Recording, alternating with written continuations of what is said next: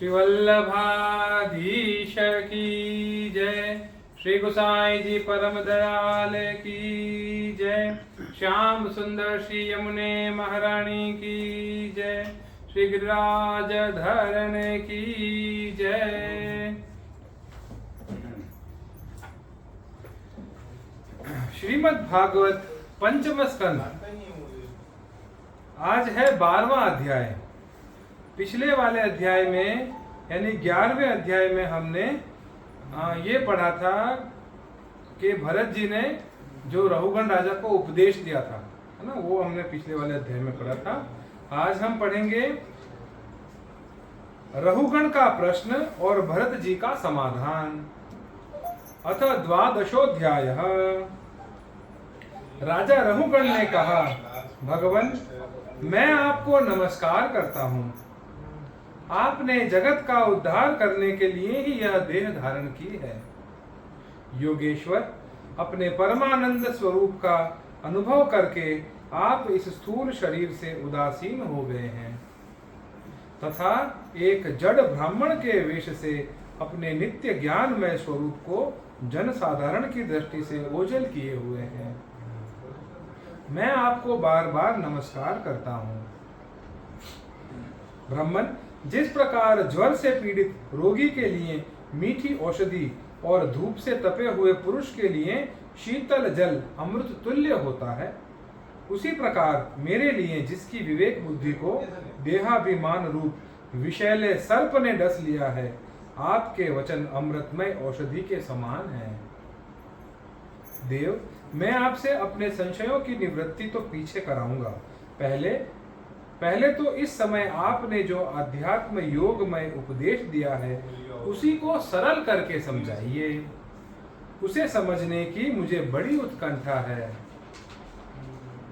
योगेश्वर, आपने जो यह कहा कि भार उठाने की क्रिया तथा उससे जो श्रम रूप फल होता है, वे दोनों ही प्रत्यक्ष होने पर भी केवल व्यवहार मूल के ही हैं, वास्तव में सत्य नहीं है। वे तत्व विचार के सामने कुछ भी नहीं ठहरते। सो इस विषय में मेरा मन चक्कर खा रहा है। आपके इस कथन का मर्म मेरी समझ में नहीं आ रहा। जड़ भरत ने कहा, पृथ्वीपते, यह देह पृथ्वी का विकार है। पाषाण आदि से इसका क्या भेद है? जब यह किसी कारण से पृथ्वी पर चलने लगता है तब इसके भारवाही आदि नाम पड़ जाते हैं। इसके दो चरण हैं, उनके ऊपर क्रमशः टखने, पिंडली, घुटने, जांघ, कमर, वक्षस्थल, गर्दन और कंधे आदि अंग हैं।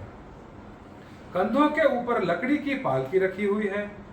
उसमें भी सौवीर राज नाम का एक पार्थिव विकार ही है, जिसमें आत्मबुद्धि रूप अभिमान करने से तुम, मैं सिंधु देश का राजा हूं, इस प्रबल मद से अंधे हो रहे हो। किंतु इसी से तुम्हारी कोई श्रेष्ठता सिद्ध नहीं होती। वास्तव में तो तुम बड़े क्रूर और धृष्ट ही हो।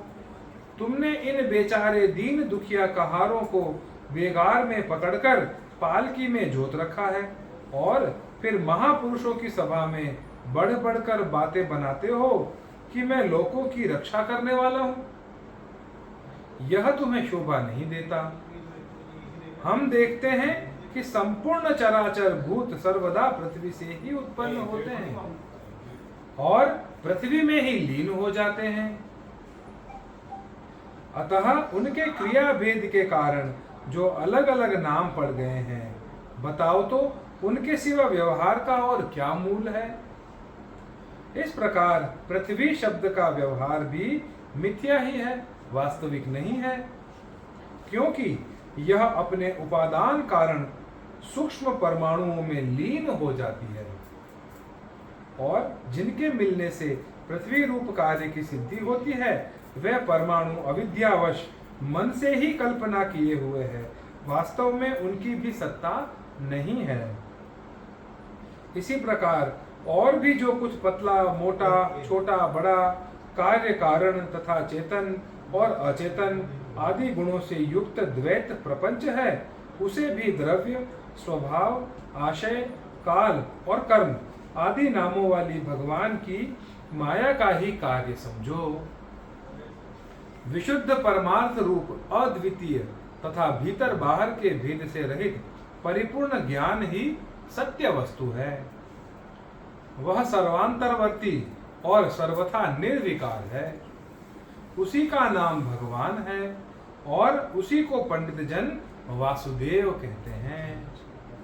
रहुगण महापुरुषों के चरणों की धूलि से अपने को नहलाए बिना केवल तप, यज्ञादि वैदिक कर्म, अन्नादि के दान, अतिथि सेवा, दीन सेवा आदि गृहस्थोचित धर्मानुष्ठान, वेदाध्ययन अथवा जल, अग्नि या सूर्य की उपासना आदि किसी भी साधन से यह परमात्म ज्ञान प्राप्त नहीं हो सकता। इसका कारण यह है कि महापुरुषों के समाज में सदा पवित्र कीर्ति श्री हरि के गुणों की चर्चा होती रहती है, जिससे विषय वार्ता तो पास ही नहीं पटकने पाती। और जब भगवत कथा का नित्य प्रति सेवन किया जाता है, तब वह मोक्षकांगी पुरुष की शुद्ध बुद्धि को भगवान वासुदेव में लगा देती है। पूर्व जन्म में मैं भरत नाम का राजा था। ऐहिक और पारलौकिक दोनों प्रकार के विषयों से विरक्त होकर भगवान की आराधना में ही लगा रहता था। तो भी एक मृग में आसक्ति हो जाने से मुझे परमार्थ से भ्रष्ट होकर अगले जन्म में मृग बनना पड़ा। किंतु भगवान श्री कृष्ण की आराधना के प्रभाव से उस मृग योनि में भी मेरी पूर्व जन्म की स्मृति लुप्त नहीं हुई थी। इसी से अब मैं जन संसर्ग से डरकर सर्वदा असंग भाव से गुप्त रूप से ही विचरता रहता हूँ। सारांश यह है कि विरक्त महापुरुषों के सत्संग से प्राप्त ज्ञान रूप खड्ग के द्वारा मनुष्य को इस लोक में ही अपने मोह बंधन को काट डालना चाहिए। फिर श्री हरि की लीलाओं के कथन और श्रवण से भगवत स्मृति बनी रहने के कारण वह सुगमता से ही संसार मार्ग को पार करके भगवान को प्राप्त कर सकता है। इति श्रीमद्भागवते महापुराणे पारमहंस्यां संहितायां पंचम स्कंधे ब्राह्मण रहुगण संवादे 12वाध्यायः।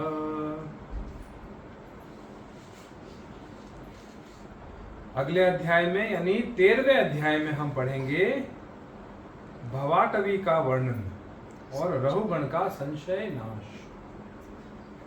श्री वल्लभाधीश की जय।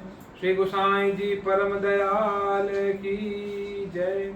श्याम सुंदर श्री यमुने महारानी की जय। श्री गिरिराज धरन की जय।